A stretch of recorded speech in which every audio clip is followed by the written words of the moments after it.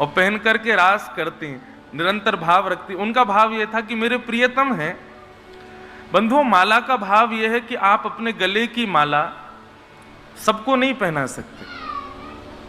आपके गले में जैसे ही माला पधरा दी गई है, उसके बाद वो आपकी प्रसादी हो गई है।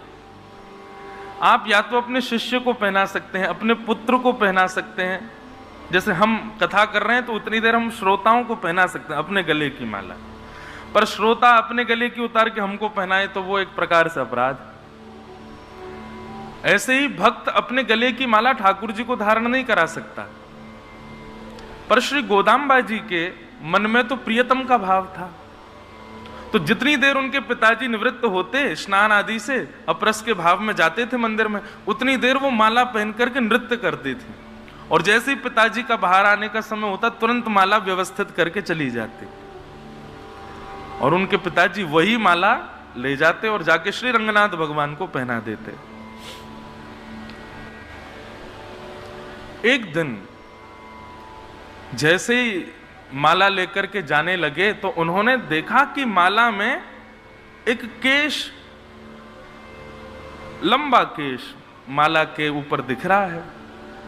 और केश देखते ही गोदाम्बा जी के पिताजी ने सोचा, अरे अरे ये तो अपवित्र हो गई माला।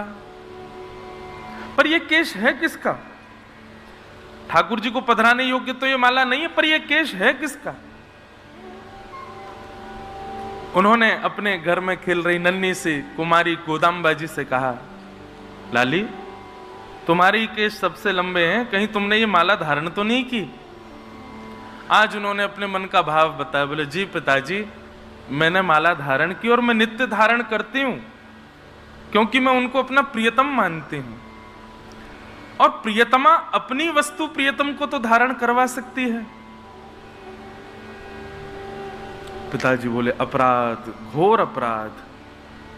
वे श्रीमन नारायण हैं, तुम अपने गले की माला कैसे पहना सकते हो? बोले, पिताजी आज से नहीं, मैं तो महीनों से पहना रही हूं। आप स्नान करने जाते हैं, मैं माला धारण कर लेती हूं, और जैसे ही आप आते हैं मैं उतारते। वही माला नित्य रंगनाथ भगवान पहनते हैं। आज तक उनको जब बुरा नहीं लगा तो अब क्यों बुरा लगेगा? अब क्यों पाप लगेगा?